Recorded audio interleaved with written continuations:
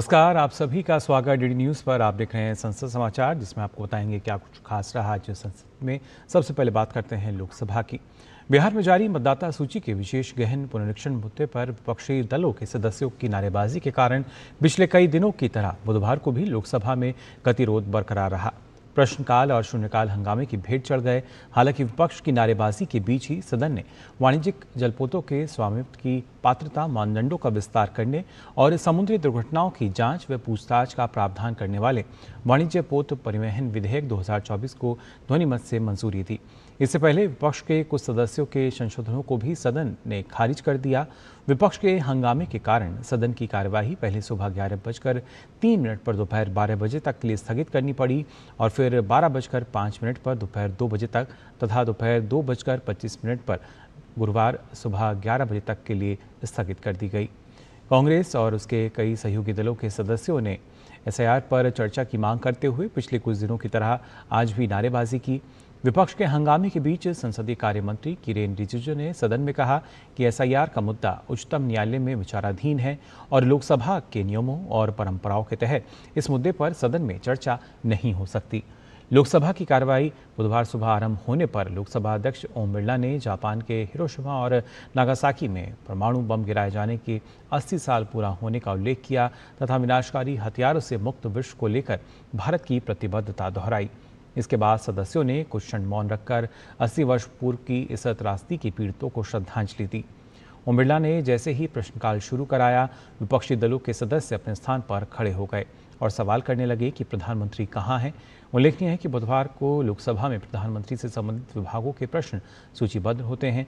बिरला ने सदस्यों से शांत रहने और प्रश्नकाल चलने देने की अपील की, लेकिन हंगामा नहीं थमने पर उन्होंने सदन की कार्रवाई 11:03 पर दोपहर 12 बजे तक के लिए स्थगित कर दी।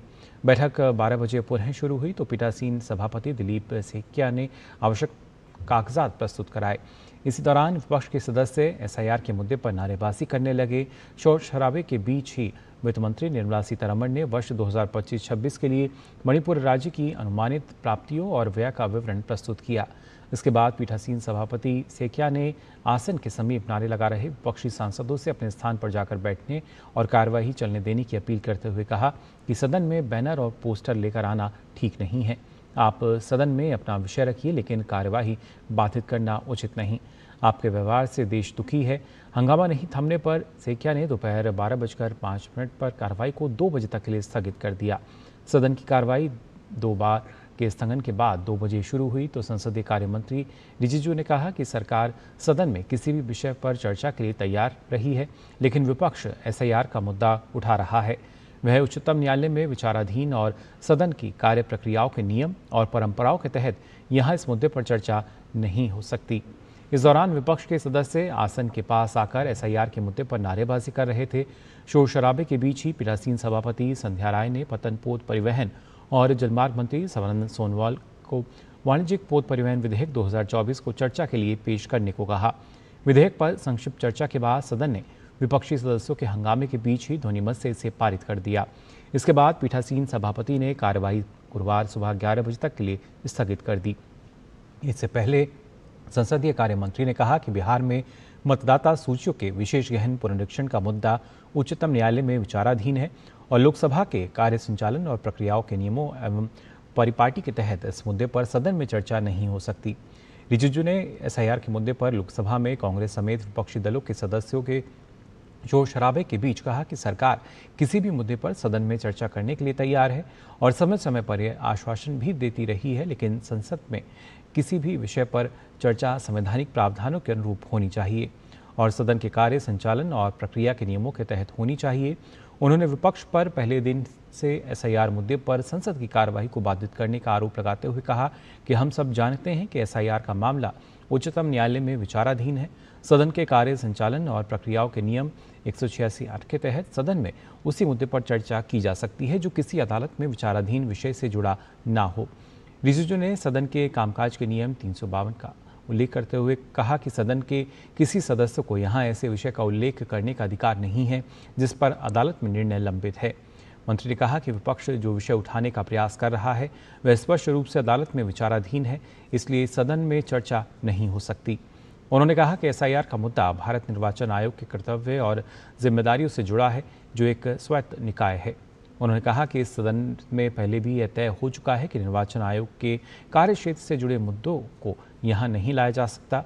साथ ही किरेन रिजिजू ने कहा कि 14 दिसंबर 1988 को जब एक सदस्य ने निर्वाचन आयोग पर सवाल उठाने की कोशिश की थी, तो तत्कालीन लोकसभा अध्यक्ष बलराम जाखड़ ने व्यवस्था दी थी कि निर्वाचन आयोग के कामकाज और फैसलों पर सदन में टिप्पणी नहीं की जा सकती।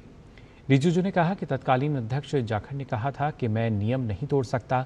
उन्होंने विपक्ष के सदस्यों से कार्यवाही चलने देने की अपील करते हुए कहा कि सदन में महत्वपूर्ण विधेयकों पर चर्चा होनी है और विपक्ष को सहयोग करना चाहिए। लोकसभा ने बुधवार को वाणिज्यिक जलपोतों के स्वामित्व की पात्रता मानदंडों का विस्तार करने और समुद्री दुर्घटनाओं की जांच व पूछताछ का प्रावधान करने वाले एक विधेयक को संक्षिप्त चर्चा के बाद पारित कर दिया।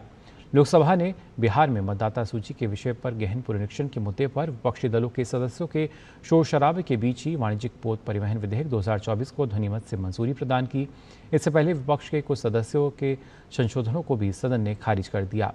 पतन पोत परिवहन और जलमार्ग मंत्री सर्बानंद सोनोवाल ने विधेयक को चर्चा एवं पारित करने के लिए प्रस्तुत किया।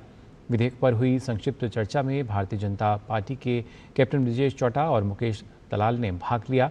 चर्चा पर सोनोवाल के जवाब के बाद सदन के विपक्ष के कुछ सांसदों के संशोधनों को खारिज करते हुए विधेयक को ध्वनिमत से मंजूरी प्रदान कर दी गई। विधेयक पारित होने पे ही पीठासीन सभापति संध्या राय ने विपक्ष के हंगामे के बीच सदन की कार्रवाई दिन भर के लिए स्थगित कर दी। ये विधेयक केंद्र सरकार को भारत के भीतर या जल क्षेत्र में बिना राष्ट्रीयता वाले जहाज़ों को अपने नियंत्रण में लेने का अधिकार देता है, यदि ऐसा जहाज़ कानूनी रूप से किसी देश का झंडा लगाने का हकदार नहीं है या उसने ऐसा अधिकार खो दिया है। और आइए अब बात करते हैं राज्यसभा की भी। भारत से शेष दुनिया के समुद्री बंदरगाहों तक माल ढुलाई की जिम्मेदारियों, देनदारियों और अधिकार तथा छूट से संबंधित प्रावधानों वाली समुद्री माल परिवहन विधेयक को आज राज्यसभा ने विपक्ष के हंगामे के बीच ध्वनिमत से पारित कर दिया। इसके साथ ही इस विधेयक पर संसद की मोहर लग गई। लोकसभा इस विधेयक को पहले ही पारित कर चुकी है। वहीं बिहार में मतदाता सूची विशेष गहन पुनरीक्षण प्रक्रिया को वापस लेने तथा इस मुद्दे पर चर्चा कराने की मांग कर रहे विपक्षी सदस्यों के हंगामे के कारण सदन की कार्यवाही पहले 2 बजे फिर दिन भर के लिए स्थगित कर दी गई। सुबह के स्थगन के बाद जब अपराह्न 2 बजे सदन की कार्यवाही दोबारा शुरू हुई तो विपक्षी सदस्यों ने इसी मुद्दे को लेकर दोबारा हंगामा शुरू कर दिया। सदन ने हंगामे के बीच ही विपक्षी सदस्यों के संशोधनों को ध्वनिमत से खारिज करते हुए समुद्री माल परिवहन विधेयक को पारित कर दिया। पीठासीन उपसभापति भुवनेश्वर कलिता ने विधेयक पारित होने के बाद भी विपक्ष के सदस्यों का हंगामा जारी रहने पर कार्रवाई दिन भर के लिए स्थगित कर दी। इससे विधायी कार्यों की सूची में उल्लेखित तटीय जहाजरानी विधेयक 2025 पर चर्चा नहीं हो सकी। इससे पहले वित्त मंत्री निर्मला सीतारमण ने हंगामे के बीच ही राष्ट्रपति शासन के अंतर्गत चल रहे मणिपुर के लिए वित्त वर्ष 2025-26 के प्रस्तावित आय व्यय का ब्यौरा सदन में रखा। पोत परिवहन राज्य मंत्री शांतनु ठाकुर ने समुद्री माल परिवहन विधेयक 2025 पर हुई संक्षिप्त चर्चा का जवाब देते हुए पिछले एक दशक में मोदी सरकार के नेतृत्व में बंदरगाह और पोत परिवहन क्षेत्र में हुई उल्लेखनीय प्रगति का उल्लेख किया। उन्होंने कहा कि एक दशक में बंदरगाह क्षमता का तेजी से विस्तार हुआ है और इस कानून के बनने से इस क्षेत्र को बढ़ावा मिलेगा। विधेयक पर चर्चा में भाग लेते हुए भाजपा के राजदीप भट्टाचार्य ने कहा कि इस समय लागू कानून 100 साल पहले बना था और वह विदेशी मानसिकता पर आधारित है। नया कानून भारत की दुनिया की तीसरी सबसे बड़ी अर्थव्यवस्था बनने में सहायक होगा। वहीं टीएमसीएम के केजी केवासन ने विधेयक का समर्थन करते हुए कहा कि उनके राज्य तमिलनाडु में 3 बंदरगाह हैं जिन्हें इससे फायदा होगा। उन्होंने बंदरगाह सुविधाएं बढ़ाने में सहायता के लिए सरकार की प्रशंसा की। इससे पहले सुबह शून्यकाल के दौरान भी विपक्षी सदस्यों ने सदन में शोर शराबा किया। उपसभापति हरिवंश ने जरूरी विधायी दस्तावेज सदन के पटल पर रखे। उसके बाद उन्होंने बताया कि उन्होंने नियम 267 के तहत कार्य स्थगन प्रस्ताव के 35 नोटिस मिले हैं। साथ ही उन्होंने कहा कि ये सभी नोटिस नियमों के अनुरूप नहीं है, इसलिए इन्हें स्वीकार नहीं किया गया है। उनके इतना कहते ही विपक्ष के कुछ सदस्य अपनी सीट से उठकर जोर जोर से कुछ कहते हुए आसन की ओर आने लगे। उपसभापति ने सदस्यों को शांत रहने और सदन चलने देने की अपील की, लेकिन इसका असर न होते देख उन्होंने सदन की कार्रवाई 2 बजे तक स्थगित कर दी। इससे पहले सदन ने पूर्व राज्यपाल और सदन के पूर्व सदस्य सत्यपाल मलिक को श्रद्धांजलि दी। उपसभापति हरिवंश ने सदन में आते ही कहा कि उन्हें बड़े दुख के साथ सूचित करना पड़ रहा है कि राज्यसभा के पूर्व सदस्य सत्यपाल मलिक का 5 अगस्त को निधन हो गया। संसद के मानसून सत्र का यह तीसरा सप्ताह है और सदन में अब तक एक दिन भी शून्यकाल की कार्रवाई नहीं हो सकी है। प्रश्नकाल की कार्यवाही भी केवल एक दिन और वह भी हंगामे के बीच ही हुई थी। सदन में जो भी थोड़ा मोड़ा विधायी कामकाज हुआ है वह भी हंगामे के बीच ही निपटाया गया। विपक्ष के हंगामे के कारण सदन की कार्यवाही स्थगित किए जाने पर विभिन्न मंत्रालयों से संबंधित प्रश्न सदन के पटल पर रखे गए। महिला और बाल विकास राज्य मंत्री सावित्री ठाकुर ने एक लिखित प्रश्न के जवाब में बताया कि वित्त वर्ष 2024-25 तक निर्भया कोष के अंतर्गत कुल 7,712,85,000 करोड़ रुपए आवंटित किए गए हैं। उन्होंने कहा कि इसमें से विभिन्न मंत्रालयों और विभागों द्वारा निर्भया कोष से जारी और उपयोग की गई कुल राशि 6,232,83,000 करोड़ रुपए है। यह कुल आवंटन का लगभग 81% है। केंद्रीय मंत्री ने कहा कि पिछले 5 वर्षों यानी वित्त वर्ष 2020 और 21, 2021-22, 2022-23, 2023-24 और 2024-25 के दौरान कुल 657.02 करोड़ रुपए, 472.6 करोड़ रुपए, 481.90 करोड़ रुपए, 686.17 करोड़ रुपए और 100 करोड़ रुपए आवंटित किए गए हैं। शिक्षा राज्य मंत्री डॉक्टर सुकांत मजूमदार ने बताया कि केंद्रीय विश्वविद्यालयों में विशेष भर्ती अभियानों के माध्यम से 12,230 से अधिक शिक्षण और गैर शिक्षण पदों को भरा गया है। इनमें से 1,616 अनुसूचित जाति, 803 अनुसूचित जनजाति और 2,624 अन्य पिछड़ा वर्ग के पद शामिल हैं। उन्होंने कहा कि केंद्रीय विश्वविद्यालयों में पद खाली होना और उनका भरा जाना एक सतत प्रक्रिया है। ये रिक्तियां सेवानिवृत्ति, त्यागपत्र और छात्रों की बढ़ी हुई संख्या के कारण अतिरिक्त आवश्यकताओं के कारण उत्पन्न होती हैं। इन पदों को भरने का दायित्व केंद्रीय विश्वविद्यालयों पर है। विश्वविद्यालय अनुदान आयोग ने केंद्रीय विश्वविद्यालयों को योग्य उम्मीदवारों की नियुक्तियों में आने वाली कठिनाइयों को दूर करने के लिए अपनी वेबसाइट पर विज्ञापन प्रकाशित करने का भी निर्देश दिया है। महिला एवं बाल विकास राज्य मंत्री सावित्री ठाकुर ने एक अन्य प्रश्न के लिखित जवाब में बताया कि राष्ट्रीय महिला आयोग इस वर्ष मई से महिलाओं के लिए एआई साक्षरता कार्यक्रम यशोदा एआई चला रहा है। इसका उद्देश्य देश की महिलाओं को एआई साक्षरता से लैस करना है। इसके अलावा इसे डिजिटल समावेशन को बढ़ाने के साथ साथ महिलाओं को साइबर सुरक्षा, डिजिटल गोपनीयता और सुरक्षित ऑनलाइन प्रथाओं के क्षेत्रों में सशक्त बनाया जा सकेगा। इस कार्यक्रम के तहत ग्रामीण और अर्ध शहरी क्षेत्रों की लगभग करीब 2500 महिलाओं को अब तक प्रशिक्षण दिया जा चुका है। इनमें स्वयं सहायता समूह की सदस्य, स्थानीय निर्वाचित प्रतिनिधि जैसे सरपंच, प्रधान, पार्षद, महापौर, विधायक, आशा कार्यकर्ता, सूक्ष्म उद्यमी, संकाय और छात्र, पुलिस अधिकारी और सरकारी अधिकारी आदि शामिल हैं।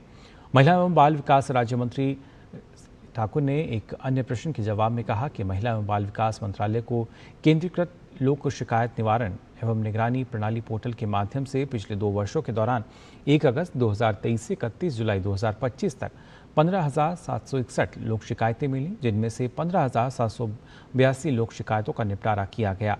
यह प्रणाली नागरिकों के लिए 24 घंटे उपलब्ध है। एक ऑनलाइन प्लेटफॉर्म जहां वे सेवा वितरण से संबंधित किसी भी विषय पर लोक प्राधिकारियों के समक्ष अपनी शिकायतें दर्ज करा सकते हैं। यह भारत सरकार और राज्य सरकार के सभी मंत्रालयों और विभागों से जुड़ा एक एकल पोर्टल है।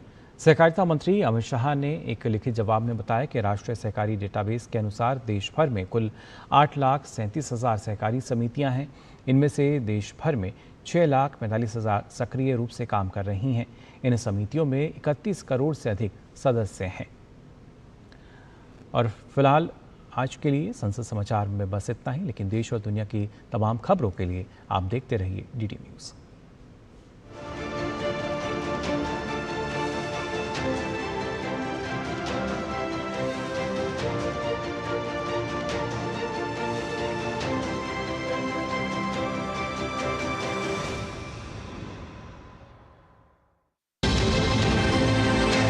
राष्ट्रीय खबर